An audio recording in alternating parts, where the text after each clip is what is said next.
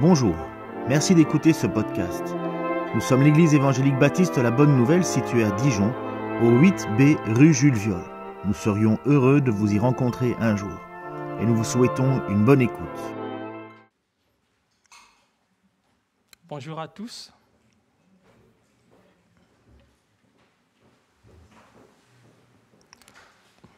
Bonjour. Ah, voilà. Bien, lorsque nous étions de l'autre côté, précisément à la rue du lycée, nous ouvrîmes une série d'enseignements sur les paraboles du royaume. Ces paraboles se trouvent au chapitre 13 de l'Évangile selon Matthieu. Avant de commencer cette nouvelle façon d'enseigner, en fait, dans ces paraboles, Jésus, à partir du chapitre 13 de Matthieu, Jésus change sa façon d'enseigner.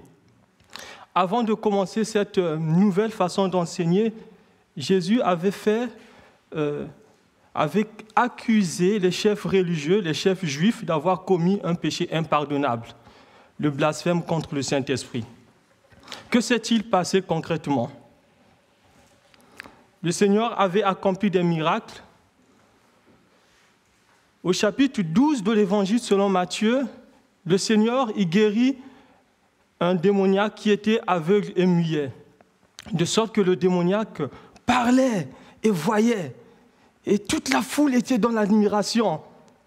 Ils se disaient l'un l'autre, n'est-ce pas là le fils de David, le Messie? Ils reconnaissaient en quelque sorte Jésus comme étant le Messie.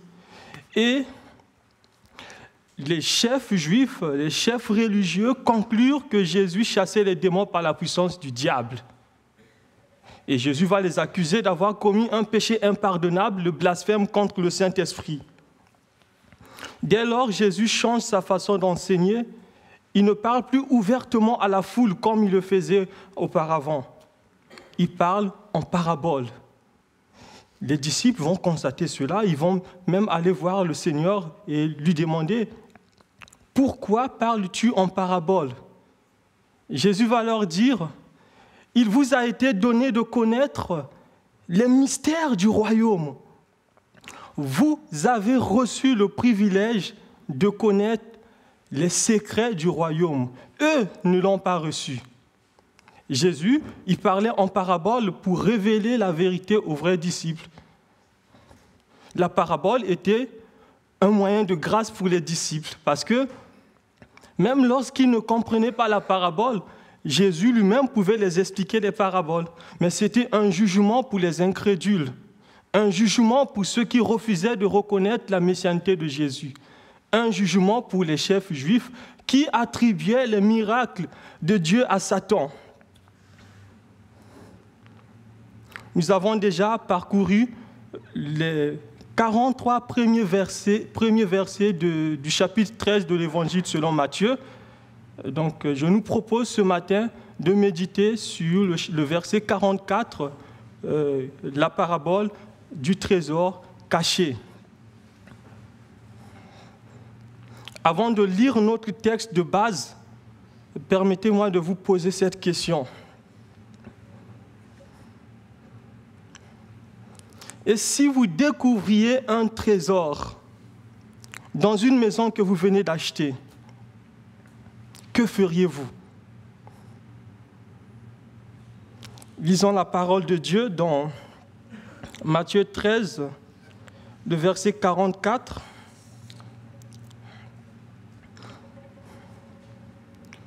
Le royaume des cieux est encore semblable à un trésor caché dans un champ. L'homme qui l'a trouvé le cache, et dans sa joie, il va vendre tout ce qu'il possède et achète ce champ. Comme il a fait dans les autres paraboles, le verset 44, dans cette parabole, le Seigneur Jésus, il raconte une autre histoire à partir de la réalité courante de l'époque, à partir des faits tirés de la réalité courante de l'époque. Aujourd'hui, nous avons les banques, nous avons les dépositaires publics, où nous pouvons garder notre argent, nous pouvons garder de l'or, des diamants et d'autres choses de valeur. À l'époque, tout cela n'existait pas. Et les gens qui avaient des biens précieux, pour se protéger des voleurs, ils faisaient enfouir leurs biens dans la terre. D'ailleurs, le roi Salomon, il va faire allusion à cette coutume lorsqu'il va promettre à celui qui recherche la sagesse, la retrouvera.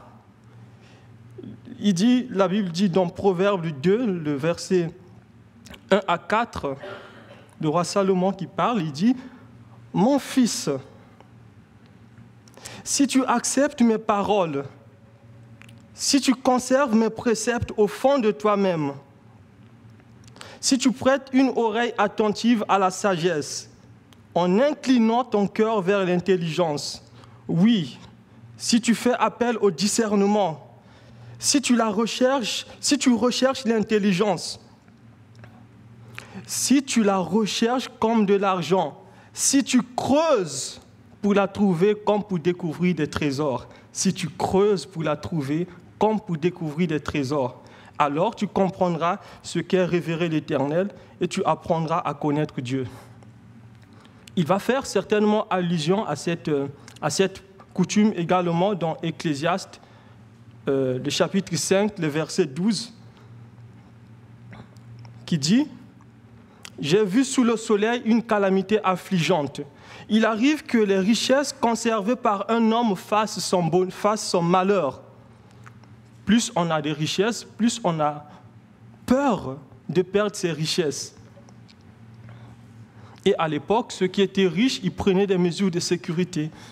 Ce qui était plus efficace pour eux, c'était de faire enfouir leurs richesses sur la terre, dans les sols, de peur que cela soit découvert et que ça soit volé. Étant donné que la Palestine était, pendant plusieurs années, pendant des centaines d'années, était connue comme étant une terre qui avait beaucoup de guerres, des guerres à n'en plus finir, les gens, pour se protéger des voleurs, ils gardaient leurs biens de valeur, leurs biens précieux, comme de l'or, de l'argent et d'autres biens encore, qu'ils chérissaient dans la terre. Et tout cela pour permettre justement aussi, quand le pays est en guerre, les habitants riches, ils vont conserver leurs biens dans le sol pour ne pas permettre aux soldats ennemis de piller ces biens et d'augmenter leur butin. Ce qui s'est passé, c'est quoi? C'est qu'au fil des années,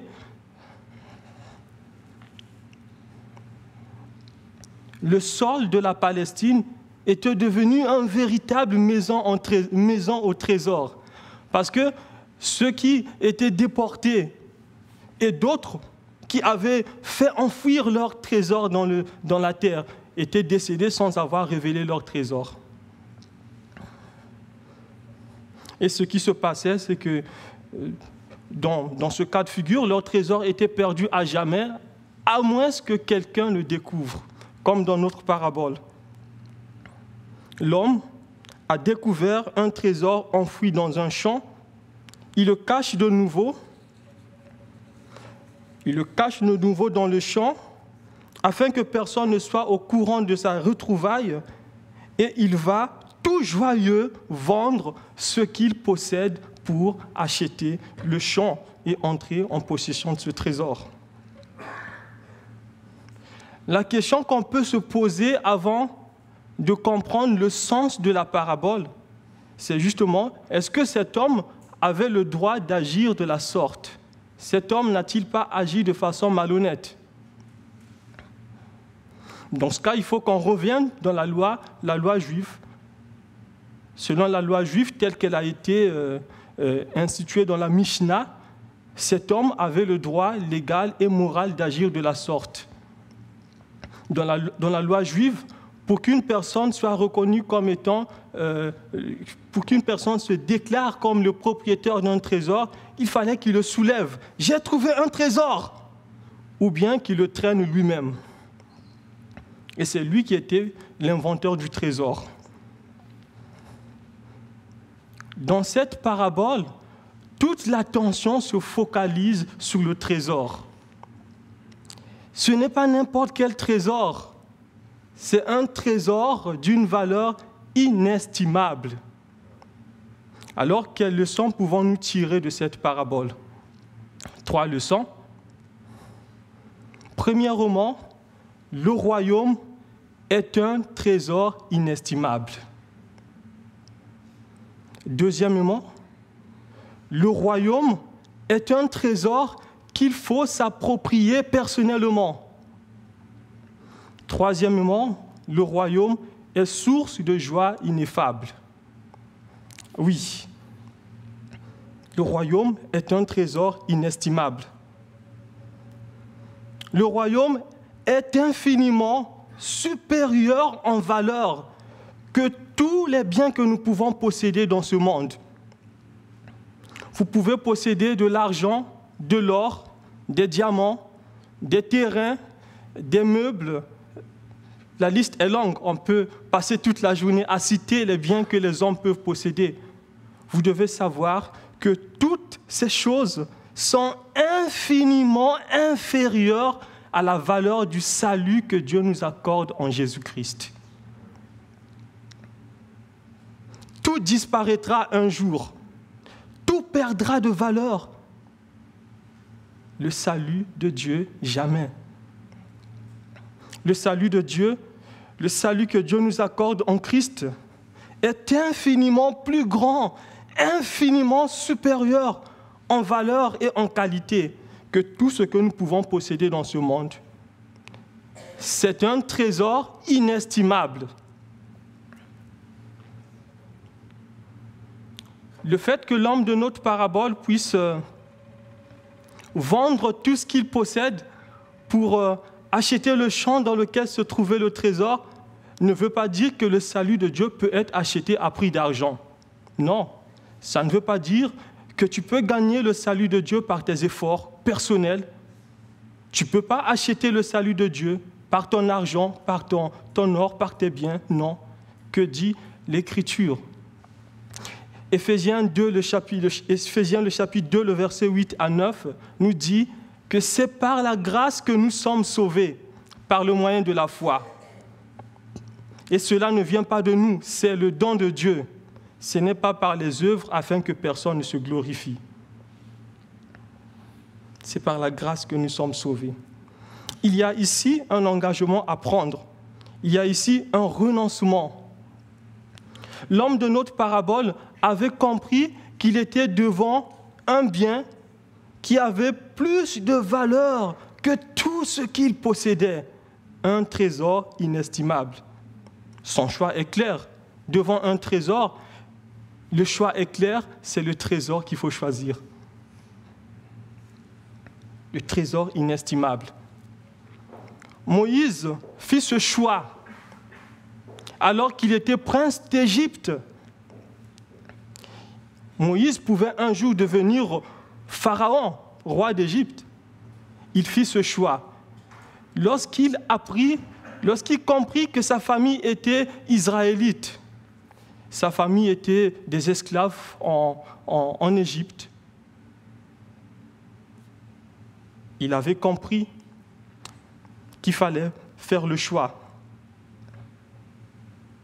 Il préféra être maltraité avec le peuple de Dieu. Par la foi, il avait les regards fixés sur la rémunération, sur le trésor inestimable.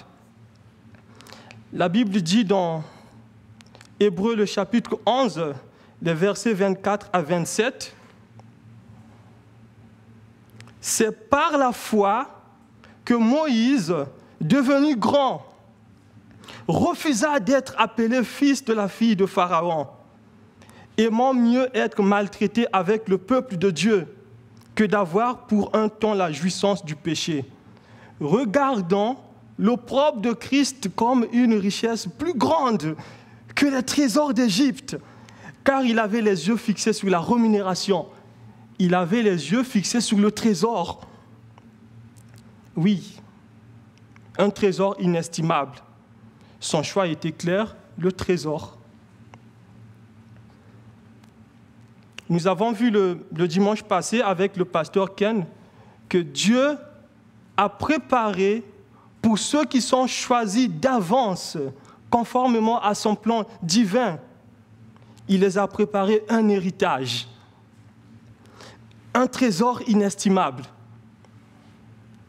La Bible déclare dans 1 Pierre, le chapitre 1, le verset 4 à 5, que Dieu a préparé pour nous un héritage qui ne peut ni se détruire, ni se corrompre, ni perdre sa beauté. Il le tient en réserve pour nous dans les cieux, pour qu'il garde par sa puissance au moyen de la foi, en vue du salut prêt à être révélé au moment de la fin. Cet héritage, c'est le salut. C'est un trésor inestimable que Dieu nous accorde en vertu, justement, de l'œuvre rédemptrice de Christ. Dieu nous accorde cet héritage quand nous plaçons notre foi en Jésus le Christ. Par grâce, bien entendu.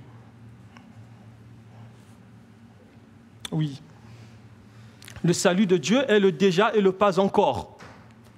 Le salut de Dieu est beaucoup plus grand et ce salut comporte beaucoup de choses, beaucoup de privilèges, beaucoup de grâces. Le salut de Dieu comporte le pardon des péchés. Le pardon des péchés. Nous n'avons plus aujourd'hui à offrir, à tuer un mouton pour que nous soyons pardonnés. Christ est mort sur la croix pour nos péchés. Le salut de Dieu comporte l'amour. On était loin de Dieu. On ne pouvait pas aimer Dieu et aimer notre prochain. Le salut de Dieu comporte la paix. Nous sommes en paix avec Dieu. Le salut de Dieu comporte la joie, le bonheur, la vertu, la pureté, la justice. Le salut de Dieu comporte la vie éternelle. Même si tu meurs aujourd'hui, parce que tu appartiens à Dieu, tu as la vie éternelle. Le salut de Dieu comporte la vie éternelle, la gloire. Nous régnerons avec Dieu, avec Christ pour l'éternité. Le salut de Dieu comporte encore d'autres surprises que Dieu va nous révéler quand nous serons avec lui au ciel. Cette parabole nous montre qu'on ne peut pas découvrir ce trésor inestimable, apprécier sa valeur infinie et rester passif. Qu'a fait l'homme de notre parabole ? Il a abandonné tout ce qu'il avait pour s'approprier du trésor. Oui. Le royaume est un trésor qu'il faut s'approprier personnellement.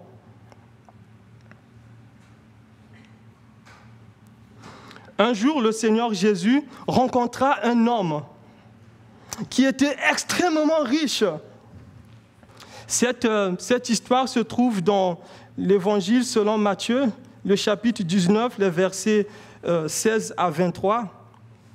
Cet homme était vraiment riche. Il posa une question capitale à Jésus. Il dit,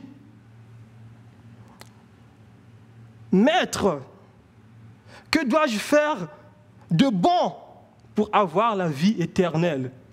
Que dois-je faire de bon pour avoir la vie éternelle ?» Cet homme pensait qu'il pouvait gagner le salut de Dieu par mérite. Il pensait qu'il pouvait faire des bonnes œuvres pour avoir le salut de Dieu. Il pensait qu'il pouvait obéir aux commandements pour être sauvé. Jésus lui dit, à partir dans Matthieu 19, à partir du verset 21, Jésus lui dit, « Si tu veux être parfait, va, vends ce que tu possèdes, donne-le aux pauvres, et tu auras un trésor dans le ciel. Puis viens et suis-moi. » Il faut suivre Jésus pour être sauvé. Il faut suivre Jésus pour avoir la vie éternelle. Il faut placer sa confiance en Jésus pour avoir la vie éternelle. À partir du verset 22, Après avoir entendu ces paroles, le jeune homme s'en alla tout triste, car il avait de grands biens. Verset 23, Jésus dit à ses disciples, « Je vous le dis en vérité, un riche entrera difficilement dans le royaume des cieux. » Cela ne veut pas dire qu'un riche ne peut pas être sauvé. Un riche peut être sauvé. Il faut faire cependant un choix entre Dieu et la séduction de richesse. Pour cet homme riche, son problème c'était quoi? Ses richesses. C'était ses richesses qui étaient devenues son Dieu. Il fallait qu'il fasse un choix. Il avait une idole. Les richesses étaient pour lui une idole. Pour entrer dans le royaume, il faut un sacrifice. Il faut être prêt à renoncer à sa richesse. Il faut être prêt à renoncer à ses biens. Être prêt à renoncer même à sa propre vie à cause de Christ. À la différence du jeune homme riche, les disciples de Jésus comprirent cela. Ils comprirent qu'il en valait la peine de tout abandonner pour suivre Jésus. Les disciples comprirent cela. Dans Matthieu 19, 27, Pierre, prenant la parole, dit à Jésus, « Voici, nous avons tout quitté et nous t'avons suivi. Qu'en sera-t-il de nous ?» Nous avons tout quitté, nous t'avons suivi. Qu'en sera-t-il de nous? Tu as dit qu'il est difficile d'entrer dans le royaume. Mais nous avons tout quitté. Nous t'avons suivi. Qu'en sera-t-il de nous? Jésus répond à partir du verset 29. « Quiconque aura quitté à cause de mon nom ses frères ou ses sœurs, ou son père ou sa mère, ou sa femme ou ses enfants, ou ses terres ou ses maisons, recevra au centuple et héritera la vie éternelle. » Qu'est-ce qui t'empêche de venir à Jésus? Qu'est-ce qui t'empêche de donner ta vie au Seigneur et de lui obéir? Ne crains pas de renoncer aux choses qui t'empêchent de suivre Jésus. Ne crains pas aussi de renoncer, ne crains pas aussi de quitter les personnes qui t'empêchent de venir à Jésus. Jésus est celui qui veut sauver ton âme de l'enfer, des tourments, de la séparation éternelle avec Dieu. Il faut choisir entre la vie et la mort. Jésus te donne la vie éternelle. Jean 3, le verset 36 dit « Celui qui croit au Fils a la vie éternelle. Et celui qui ne croit pas au Fils ne verra pas la vie, mais la colère de Dieu demeure sur lui. » Il y a un choix entre la vie et la mort, entre le trésor inestimable et le jugement, la séparation éternelle avec Dieu. Tu peux encore placer ta confiance en Jésus. Ne regarde pas autour de toi. Ne regarde pas à tes amis, ce que les autres diront de toi. Il y a un choix à faire entre le trésor inestimable et autre chose. Oui. Puisque le royaume est un trésor inestimable, approprions-nous du royaume. Approprions-nous des vérités de l'Évangile pour grandir davantage avec le Seigneur. Suivons Christ le Seigneur, lui qui, dans sa mort et sa résurrection, il nous a obtenu un salut éternel. Dans sa mort et sa résurrection, Christ nous a obtenu un salut éternel. Approprions-nous de ce salut, mes frères et sœurs. Cet héritage qui est infiniment supérieur à toutes les richesses de ce monde. Tout est appelé à disparaître, tout disparaîtra.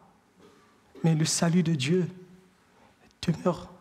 C'est un trésor qui est infini, qui ne perdra jamais sa valeur. L'apôtre Paul avait bien compris cela. L'apôtre Paul dit dans Philippiens, le chapitre 3, les versets 7 à 11, toutes ces choses constituaient à mes yeux un gain. Mais à cause du Christ, je les considère désormais comme une perte. Tout ce en quoi je pouvais me confier, je le considère comme une perte à cause de ce bien suprême, la connaissance de Jésus-Christ mon Seigneur. À cause de lui, j'ai accepté de perdre tout cela. Oui, je le considère comme des ordures afin de gagner Christ. N'est-ce pas merveilleux? Heureusement que c'est un apôtre qui dit ça, que le Seigneur nous aide vraiment. Heureusement que c'est un apôtre, que le Seigneur nous aide, qui nous aide vraiment à comprendre que le salut que Dieu nous donne en Jésus-Christ est infiniment plus grand, supérieur à tout ce que nous sommes, tout ce que nous pouvons posséder dans ce monde qui est appelé à disparaître. Oui, le royaume est source de joie ineffable. C'est avec joie que l'homme de notre parabole va vendre tout ce qu'il possède pour s'approprier du champ dans lequel se trouve le trésor. Il nous arrive d'avoir de la joie pour plein de choses. Il nous arrive d'avoir de la joie après un repas. Car on dit souvent qu'un bon repas apporte de la joie. Il nous arrive d'éprouver de la joie quand nous gagnons de l'argent ou après avoir gagné à un jeu, une partie. J'ai un grand-père qui travaillait dans la santé. Il passait beaucoup de temps, beaucoup d'années à jouer aux jeux de hasard, à la loterie. Même quand il perdait, il continuait à jouer à la loterie. Et quand on partait le rendre visite, on trouvait soit sur la table ou bien quelque part dans les armoires bien rangés les papiers de loterie. Et un jour, il rentra chez lui tout joyeux. Il était content parce qu'il avait gagné le prix. Il était content. Et nous aussi, nous étions contents. J'étais encore tout jeune, mais j'étais content de savoir que mon grand-père a gagné le jeu, a gagné de l'argent. Nous sommes parfois emmenés à réaliser telle ou telle chose parce que cela nous procure de la joie. La mauvaise nouvelle, c'est quoi? C'est que toutes ces joies sont temporaires. Toutes ces joies sont décevantes. La seule vraie et éternelle joie se trouve en Christ et dans son royaume.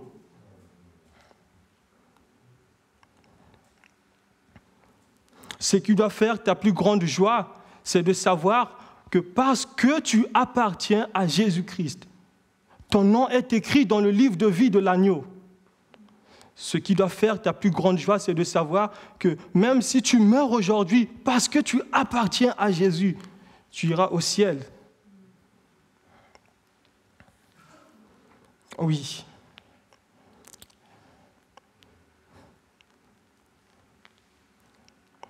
Oui. Ce qui doit faire notre joie, c'est de savoir qu'en Christ, le royaume de Dieu s'est approché de nous. Nous étions condamnés. On méritait la colère de Dieu. Nous étions séparés de Dieu. À cause de l'œuvre rédemptrice de Christ, nous sommes maintenant au bénéfice du royaume de Dieu. Quelle grâce! Quelle grâce! À cause de l'œuvre de Christ, nous sommes déclarés acceptables devant Dieu. Notre statut change à cause de l'œuvre de Christ. Oui, cela doit faire notre joie. Et ça, c'est une joie qui va durer jusque dans l'éternité. La Bible déclare dans Romains, l'épître aux Romains, le chapitre 5, les versets 1 à 5.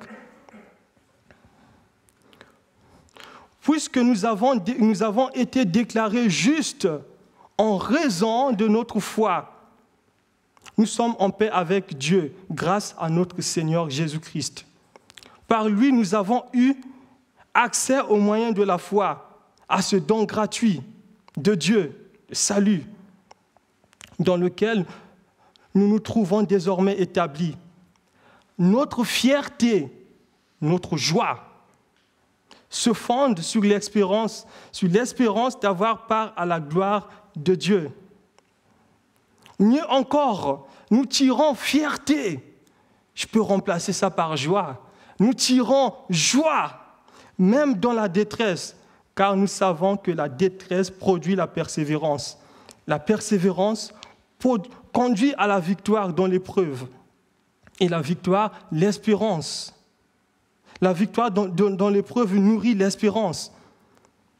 Or, notre espérance ne risque pas d'être déçue, car Dieu a versé son amour dans nos cœurs par le Saint-Esprit qu'il nous a donné. Que les difficultés de la vie ne nous fassent pas oublier que nous avons un trésor inestimable. Puisons notre joie dans le Seigneur et dans son royaume. Malgré les épreuves, malgré les difficultés, la maladie, la souffrance, la faiblesse du corps, regarde au Seigneur et puise ta joie dans le Seigneur. Puise ta joie dans le Seigneur. La Bible déclare dans Romains 8, 18 qu'il n'y a pas de commune mesure entre les souffrances du temps présent et la gloire qui va se révéler en nous. Il n'y a pas de commune mesure. Même si aujourd'hui tu souffres, tu luttes, ton corps est faible, puise ta joie dans le Seigneur, place davantage ta confiance, persévère, parce qu'il n'y a pas de commune mesure entre les souffrances du temps présent et la gloire à venir qui va se révéler en nous. Oui, mes bien-aimés, oui, chers frères et sœurs, Dieu nous a créés pour sa gloire. Dieu nous a créés pour que nous trouvions notre plus grande joie en lui. En son Fils bien-aimé Jésus-Christ et dans son royaume. Oui, même si pour le moment le vent souffle, la tempête, ne vous découragez pas. Gardez les yeux fixés vers Christ le Seigneur et vers son royaume. Comme Moïse, fixons les yeux sur le trésor inestimable. Comme l'apôtre Paul, approprions-nous des vérités de l'Évangile. Approprions-nous des vérités du royaume pour être heureux, même dans la souffrance. Oui, bien-aimés, approprions-nous des vérités de l'Évangile, des vérités du royaume pour être heureux, même dans la souffrance, même quand tout va mal. Le Seigneur est vivant, il est là, il est fidèle et persévérant jusqu'à son retour. Par la foi, au nom de Jésus. Prions le Seigneur.